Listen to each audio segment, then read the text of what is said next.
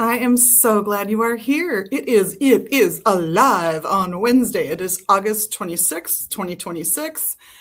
And I am so excited because I have a fun interview for you guys today, especially if you're into the ceremonial side of life. Behind me, you can see our fabulous Chris Wilson putting the last coat of varnish on this gorgeous trunk.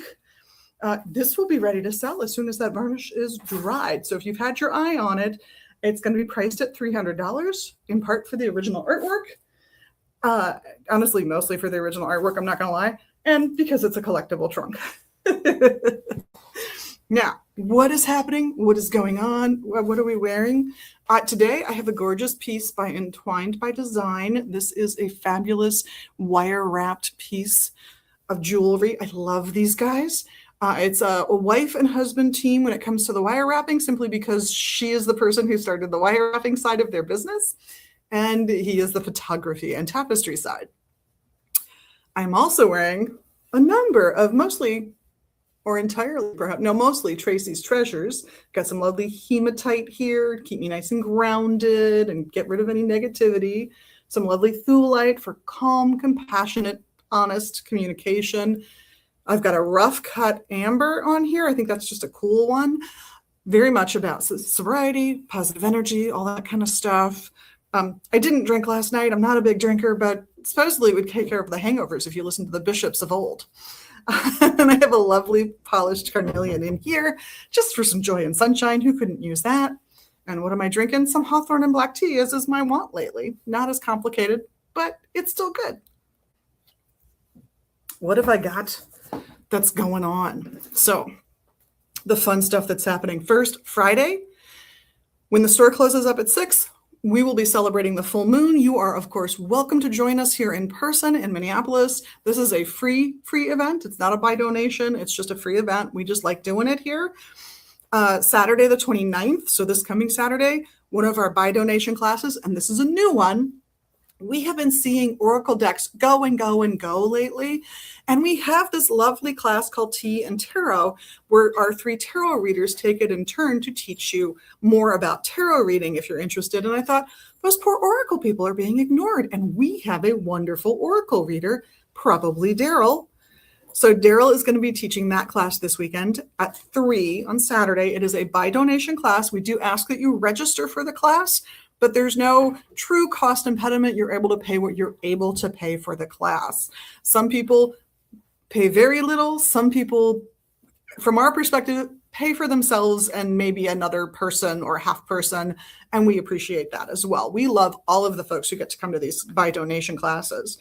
On Sunday the 30th, Reiki 2. I am very excited to do Reiki 2 at noon and at 3 p.m. story time. So if you've got kids and you want to hear some pagan stories, that's the time to stop by. Tuesday, Herbs 1, we're starting to wrap that up. We only have another class or 2 left for that one. Very excited for them. We did pulse response last night, which is the most fun. And everybody's always kind of surprised at how much they can really feel. So cool to do that class. If you are interested in starting your herbal journey, it looks like that class is going to start again in January, like it did for this group, which is kind of cool because we can take a few more herb walks. But be on the lookout for that one. And if you want a payment plan, we do ask that it be paid in full by the first class. So now is the time to register. That way you can do some nice monthly payments. It's fabulous.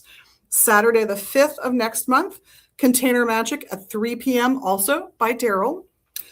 And on Sunday, the 6th at 10 o'clock, British Traditional Wicca. That's a free class, not a buy donation class like the Container Magic and the Oracle class.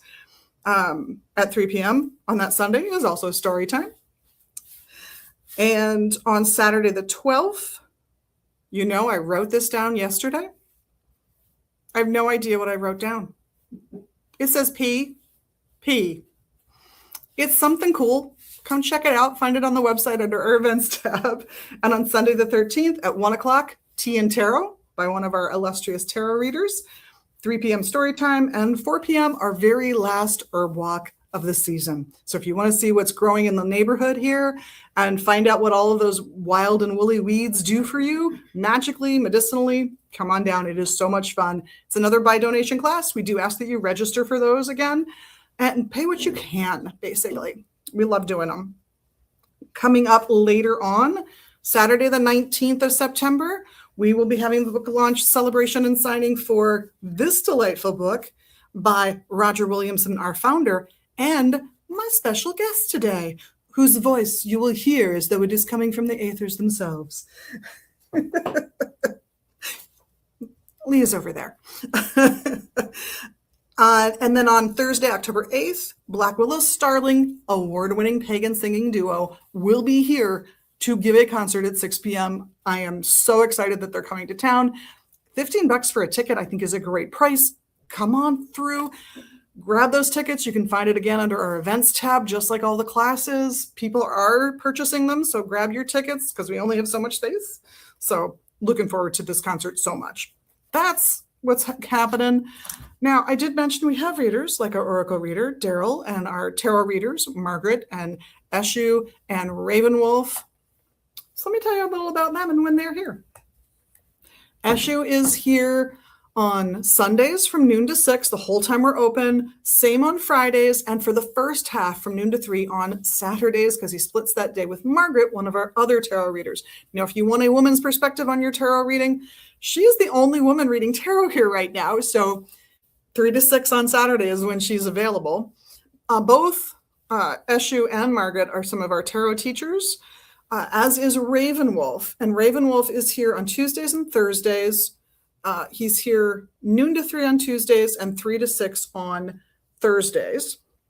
If you are looking for a good reading from Daryl, or just even a tour of his deck, which is amazing, then come meet up with him on Mondays from noon to 2, Tuesdays 3 to 6, Thursdays noon to 3.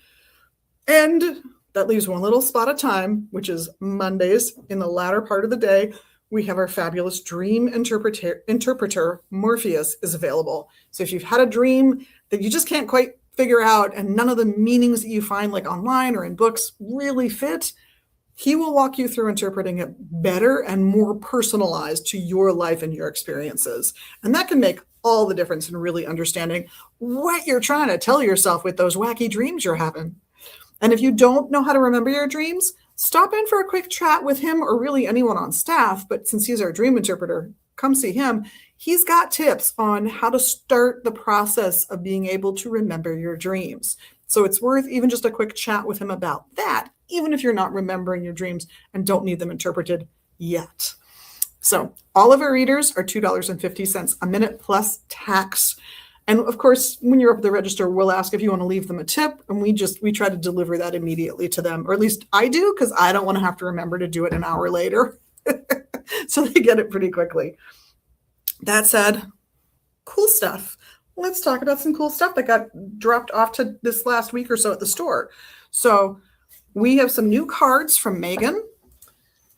You know her, she's my serious DFL friend. And you might remember cards like this one, like this Triple Moon Goddess one that's gorgeous. Cards like this, a lot of Triple Moon designs with different things in the middle. She's gotten a few newer stencils, including this glorious Tree of Life design, fabulous piece. And she's gotten some geometric designs. Why do I say geometric designs? Because she is not from a place that invented the word mandala, and she does not want to use that word to describe these shapes. Very respectful. You got to admit, right? I love that.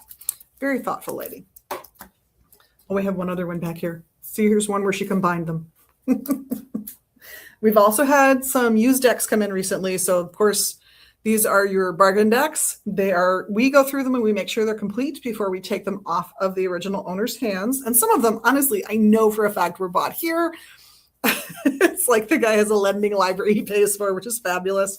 But we've got the Wanderer's Tarot, which if you haven't seen is like a lot of black and white drawing. It's gorgeous and I think frees up your mind to some degree. We've got a mini version of the Klimt Tarot. So if you're a fan of his artwork, seeing it reshaped into a tarot deck is always fun. This one I got to use when somebody asked me for a reading when a reader couldn't be here, is the Tarot of the Divine. This is a gorgeous, gorgeous deck. There's a couple more cards on the back for you to see.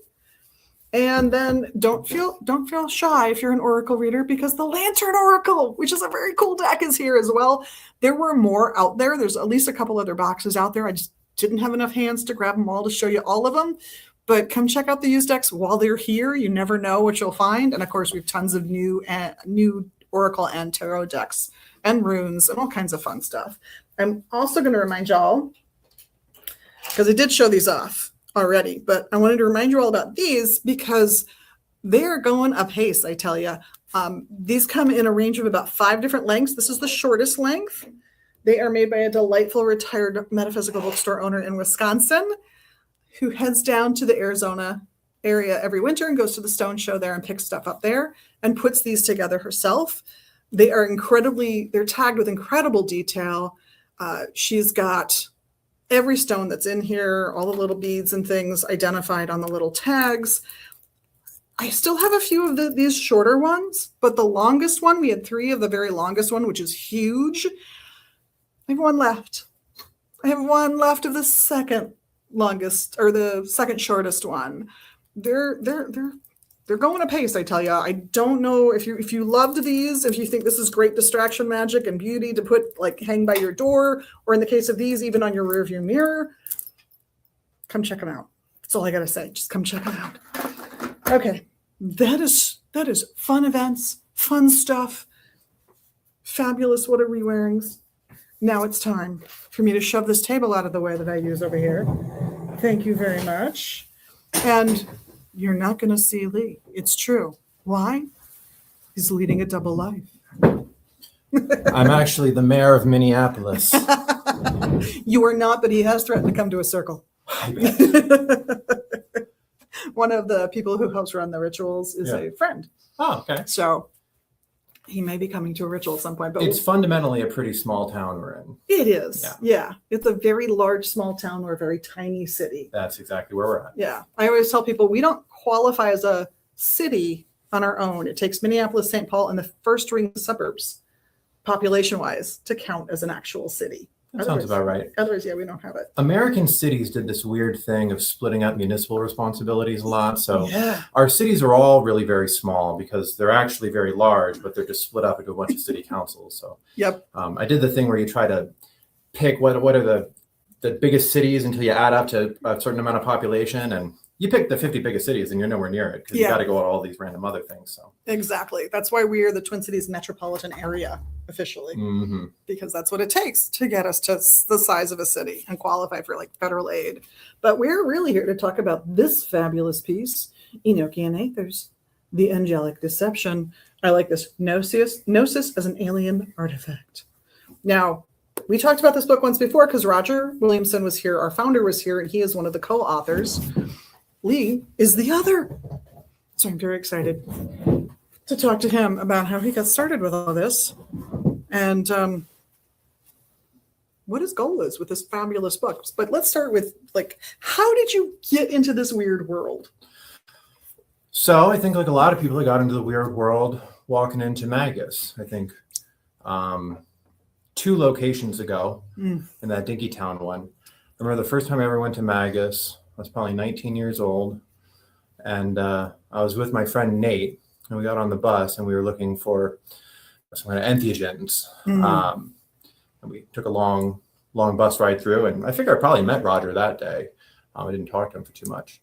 But some number of years later after that, I went in, and Joe was here, and I asked him, and I said, do you have any books I can read to understand the Mayan apocalypse?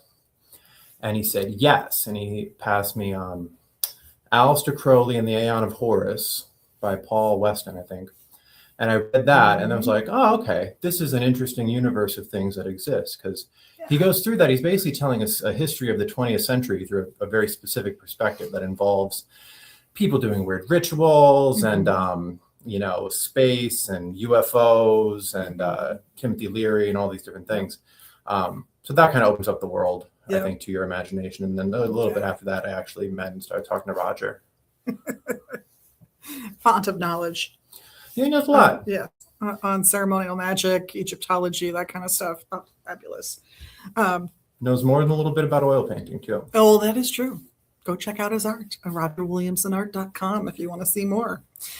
We do have a few of his pieces here. So if you come to the celebration of the book launch party, they're actually, you won't see them. Oh my goodness. No, you will not. You have to come before the book launch party, because it's also going to be an art opening for a delightful artist who's currently in Wisconsin. She and Roger actually will be hauling in the art the day before. So we'll get it hung the day before. I'm so excited. She is easily one of our most sought after artists. So her stuff, there's usually a bunch of pieces that go. So yeah, you're going to want to come and check them out at the opening on September 19th. But what got you guys to do the somewhat complicated process that is recorded in this book? So it's somewhat complicated. I think one of the interesting things about the Aethers is that the operation itself is not especially complicated. True. There are a lot of other more complicated ceremonial workings that you can do. The whole thing all put together is pretty complicated, because now you're talking logistics, you're talking coordinating on 30 different things over a year and some change. So at that, the book, we go from, God, I think it was like late June 2016 to early August 2017, a little over a year. And at that point, I'd known Roger for a few years, and we used to do workings together when I lived in Minneapolis, different types of things. And then beginning of 2015, I moved to the West Coast, Oregon. And so we shifted kind of what we did. I would come back and visit pretty often still, but we shifted the collaboration stuff to more things that we could do remotely. So we started to experiment. Okay, well, what if we, set some sort of appointment and do some coordinated working each in our own spaces, and then, compare notes a little bit. So we had done that a little bit after some time working together in person on different things. And I think I was visiting, it would have been Q2 2016, and Roger brought up the idea of, should we do a coordinated thing of the angelic Aethers? Mm-hmm. And I said, oh yeah, that sounds interesting, because we'd done some Enochian business on a different sort of dimension a few years before that. But I'd never done anything with the Aethers. I think Roger might have traveled through a handful of them before, but not in, I think, completing a systematic way. Now we've got, first, hello to you folks over on Instagram, because I can see you. Hi, welcome. We've got people who know what you're talking about. We've got people who have no idea what you're talking about. Okay. So what does that mean, going through the angelic Aethers? Yeah, so when you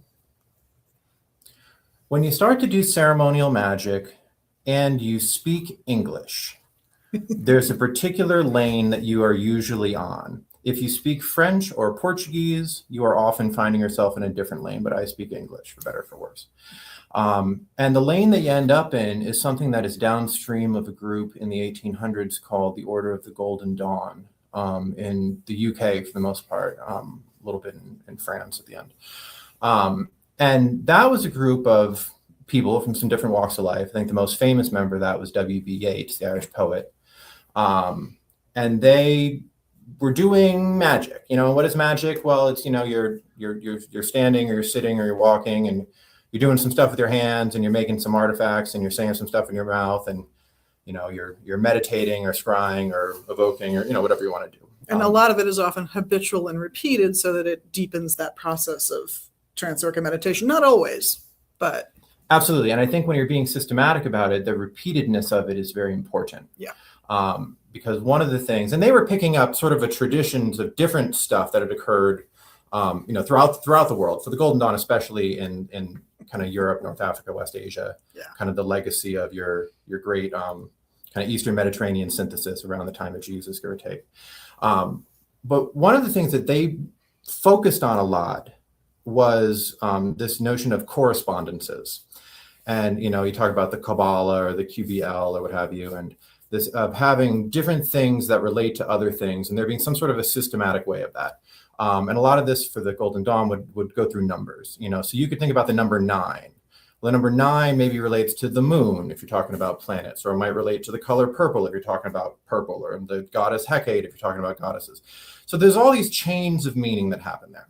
And then when you learn these chains of meaning, and then you deploy that as a technology to sort of interpret things that you're experiencing in sort of a subtle way when you're doing meditations or magical rituals or performing whatever, it sort of brings out this meaning in the things that you're doing. And then as you repeat that over time, that correspondence approach that you might share with anybody else that bought Liber 777 on Amazon or here, and that becomes sort of a personal mythology and a personal eschatology for you.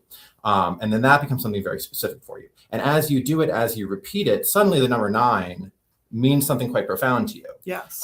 That's impossible to describe to anybody else. Yep. And if you have that language in common with that other person who came here and bought 777 and worked with it, suddenly you're able to have a conversation in what feels like almost shorthand or a second language. Exactly. And I think that's the whole purpose of the repeated ritual process, is that layering of meaning as you go through it. I'm sorry, go ahead. And then, and it's a good point, right? Because there's a lot of people are plugged into Liber 7.7, which is a popular book that contains correspondences. Is what I'm talking about. Yeah. A lot of people understand the stuff that's in there. If you are talking to anybody again in America, people also understand sets of correspondences they get from our shared mythology, from the Bible or from Star Wars, whatever else. Or suddenly green means money because we had greenbacks for so long in this country. And that did change the way a lot of Americans thought about the symbolism of the color green. Yeah. And then, like me and Roger, or whoever else you might do this stuff with, if you're doing these sorts of operations, I'll talk about what I mean by operation in a second, repeatedly with a person, that shared mythology that you're building for yourself is now shared in a somewhat intimate way with this other person too. So that's why doing a working like this is with somebody is so interesting, because there are, in almost every single way, Roger and I are different people, right? In some important ways, we share some frames of reference, So there's something to that. So, but when the Golden Dawn was doing it, you go through this curriculum, the elements, right? Your scrying elements, they would use the Indian Tatwa cards to do this. You could be astral projecting into something. You could be invoking a god or something onto yourself. You could be evoking some sort of an entity in front of you. You're consecrating different objects. A lot of what they were pulling from, in addition to this sort of like long history from Alexandria and whatever, was coming from one this system, this Enochian system that this guy in England a long time ago, John Dee, had sort of assembled with his magical partner, Edward Kelly. So they put together this whole corpus of stuff, and they did their own magical rituals, which actually don't have much to do with what Roger and I did. No. And they came up with these documents and these diagrams and these, you said mandala earlier, these sort of like mandalic sort of depictions of the universe from their perspective. And they didn't, as far as I know, do a lot with that system once they had it, but the Golden Dawn sometime later picked that up and sort of interpreted it through their own lens. Yep. I played with it a lot. Yeah. Exactly. And so the two big sections of that, as the Golden Dawn practiced it, were one, you have these angelic watchtowers, these tablets, which are big rectangles with a lot of squares on them, and they encode chains of meaning. They encode colors, they encode symbols, astrological symbols or alchemical symbols. And then they depict, from the Golden Dawn's perspective, different combinations of the elements. The other sort of dimension that gets used a lot, and there are other things to Enochian magic that I don't know anything about, is the angelic aethers. So this is, I think when you see a diagram drawn of it, it's sort of concentric circles often. By way of analogy, I think of it a little bit in terms of like the divine comedy with Dante Alighieri, and how he's moving through these different planes of the universe. And so scrying the Enochian aethers is essentially you're treating these like much like a Tatwa card or something like that. You're projecting your consciousness into them. You're going on this sort of shamanic journey through it, recording your results. And so you start at number 30, Tex, TEX, and then you end up at number 1, Lil, LIL. And then you record what you end up having, and that's really what the book is. It is like it's a magical diary, 2 magical diaries really smashed together. And correct me if I'm wrong, but you guys coordinated so that no matter where you were in the world, you were doing them at the same, not clock time, but the same physical time. Yeah. So I was on Pacific time for these. Roger was on Central time. In the middle, there's a break of some weeks in the middle when Roger went to Greece. I actually went to Greece and visited Roger that year too. Nice. But yeah, I think in general I was doing mine at 7:30 Pacific and he was doing it at 9:30 Central.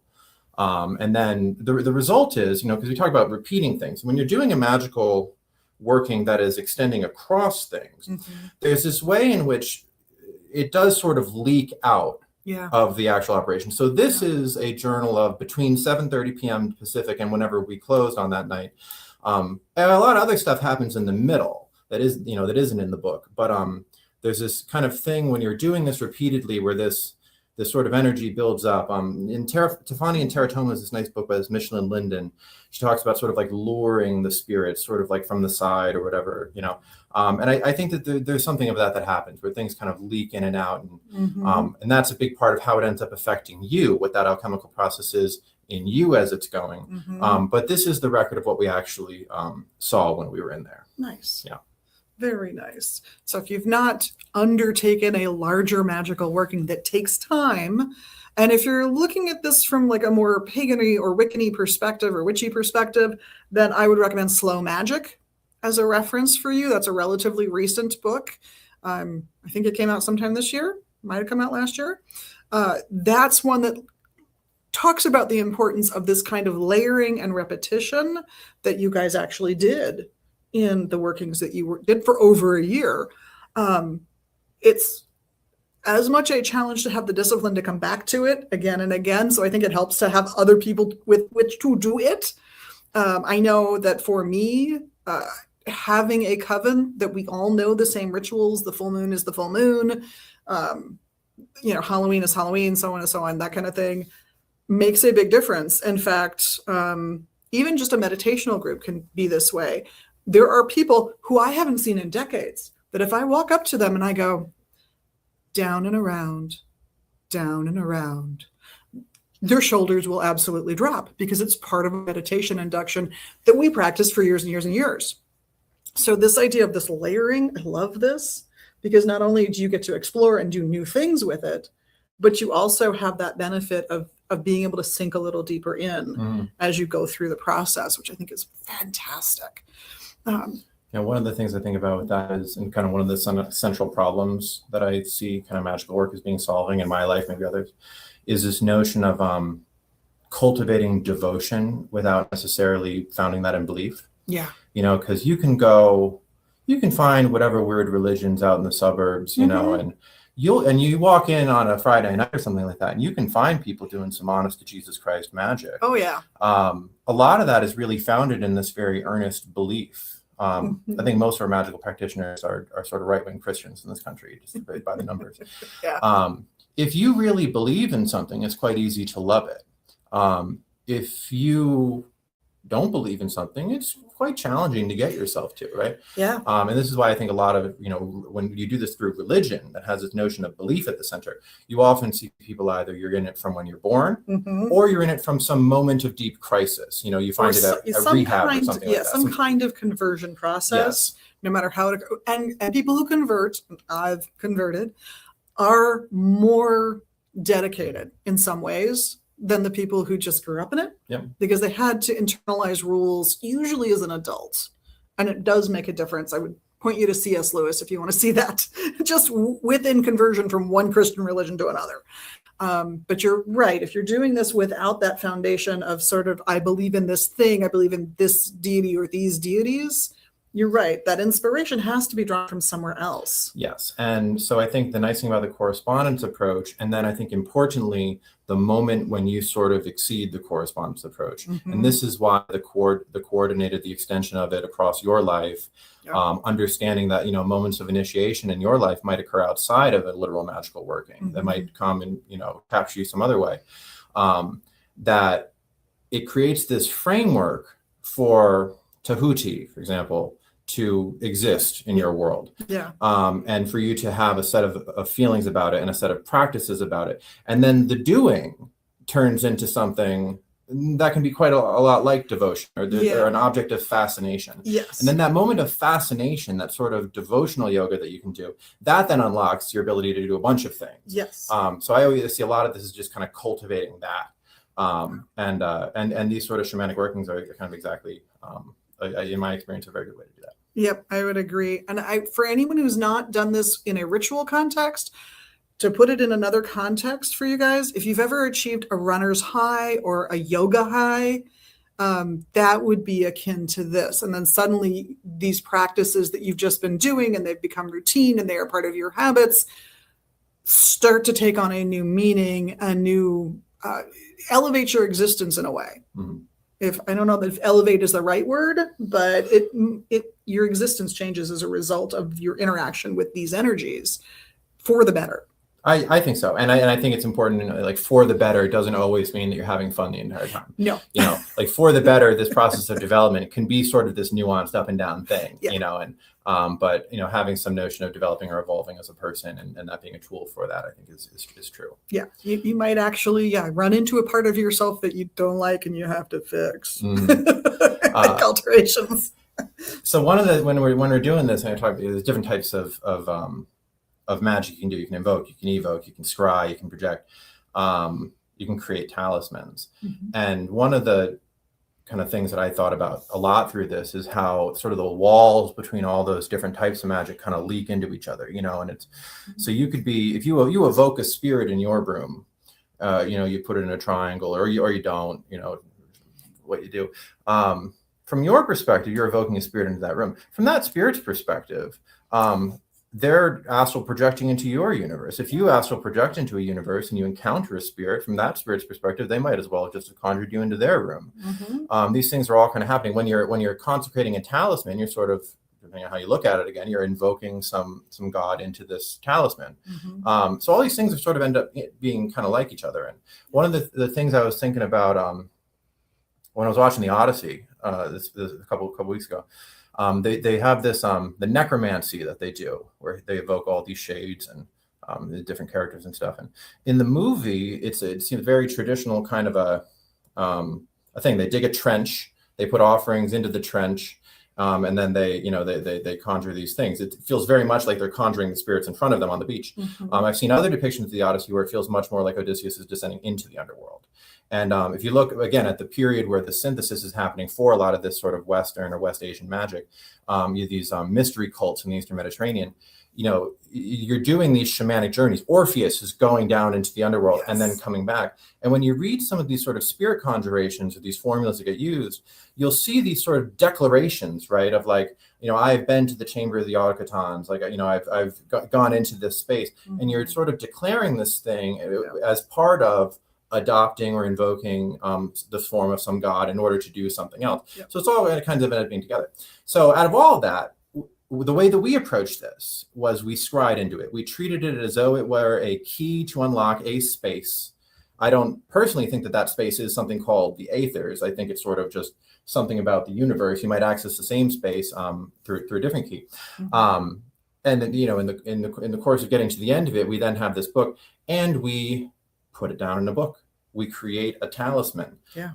So the symbol set that we come in, these little narratives that are kind of spelled through there, along with some notes about how we did it, are now a physical thing that you can buy here at Magus Books. Yeah. And then we'll see how that goes. And I always find I have a difficult time reading sort of the magical experience of other people. There are a handful of them that I've read that are very impactful for me. Mm-hmm. And that's how I know that it's worthwhile to do. But I think you don't necessarily expect everybody to read this stuff and to be that fascinated, Yeah, well, and it's very much akin to the right teacher for you on any subject. Mm-hmm. Might not be the right teacher for your good friend. Yeah, exactly. This book will speak to you or it won't, which is why often when we make book, or at least when I make book recommendations here, I'll pull out 3 or 4 and say, look at these. These will all work for what you're looking for. But read a paragraph of each and see whose writing style you jive mm-hmm. with, see who speaks to you. That's really why you should get that book as opposed to the other 3 I showed you. And this is the same. So yeah, the writing style is going to speak to you. The information, the way it's laid out is going to speak to you. I think it's a fabulous adventure personally, but that's just my opinion of it. There was kind of thinking of the stuff that you've poured over in your life and what actually made an impact on you. One of the pieces of sort of revealed or channeled text that actually did mean something to me when I read it was this short little text, Liber Pene Prenumbre, or the Book of the Coming of the Feather, mm-hmm. which was channeled by this American woman, Nima, or Sister Andahadna, she was called in Kenny Grant's book. And it's sort of in the tradition of the Book of the Law that Aleister Crowley did. Mm-hmm. And it's this coordination with the goddess Ma'at, and also Horus and what they mean in the context she was sitting in. So I remember after I got introduced to that text, reading that and that unlocking something very profound, seeing this thing that this woman in Ohio channeled in the 70s. Yeah. And I picked that up, and it made everything about it just jumped to life. And many things about my worldview and how I see the universe and politics and this and that all sort of clicked into focus. So I know that it's possible to get some value out of something written down from somebody's magical workings. And maybe someone will. I'm sure more than someone. I'm sure several, if not hundreds or thousands of someone's out there. Y'all are there. You'll enjoy it. And you get to come and see. You can see his face if you come on the 19th. You just can't see it online. My subtle body doesn't go on. It can't go through the radio waves. And Roger as well. So if you remember Roger from when he was here and behind the counters 5 days a week, he'll be here. He'll be here. If you're a woman, he'll be here to call you love. It'll be fabulous. Is there anything else we want to make sure we go over besides repeating the fabulous date of September 19th? Noon to 4, by the way, is when it's happening. Roger put an end time on it today. That's smart. But it's sort of 4 with a question mark, because if y'all are still partying at 4, I don't know about your schedule, but he will stay. He made that very clear. So come party and enjoy the company, the magical workings. And if you have other books by Roger, bring them. He can sign them as well. That's perfectly fine. But if you've got questions about this kind of working, or even that whole process of going through a longer spell working, longer magical endeavor, and how you keep your energy going, these are the guys to come and ask, really. And I'm going to say, I just think it helps to have other people involved, in my experience. I think it does. And I think that there's a grounding that can bring, and it's sort of a forcing function for grounding, because it's really easy to sort of get lost in the sauce on this stuff. Yeah. And you start to think about the idea of thinking about the idea of thinking about something, and being able to, force yourself to talk about it. I mean, even talking to you helps, So good luck finding somebody to talk to about that. I've always kind of felt like, the people that you're looking for are going to kind of be in front of you when you need them. Yeah. That's always been the case in my life, at least so far. Yeah. But I agree. I would agree. And I would also say, talk to as many people as you can, simply because if you're going to find people you can do this working with, regardless of what tradition it's within, or if it's one you're creating on your own, those people, you're going to hang out with them. They got to be your kind of crazy, or you're not going to succeed. You're just not going to do it because they're not fun people for you. So find your crazy people, be crazy with them, carve out that little corner of the universe where you get to be your kind of fun crazy, and go for it. That's my advice. I'm sure you agree. I think that's terrific advice. Yeah. That said, it's time for me to wrap up. I'm so sorry. This was great. Thank you so much for coming by and being the invisible guest. I'm going to photobomb quick. It's done. Oh, look at that. It just has to dry. Isn't she gorgeous? If you want to come over and watch it dry, come on over. You can watch varnish dry. You can. It'll be drying here this afternoon. Thank you all so much for coming. I saw Ronnie joined us a little bit in the middle. Love having you all here. Thank you so much also for being your amazing magical you. Everybody here loves that about you. And of course, we all appreciate the little magical things you can do right here in social media land.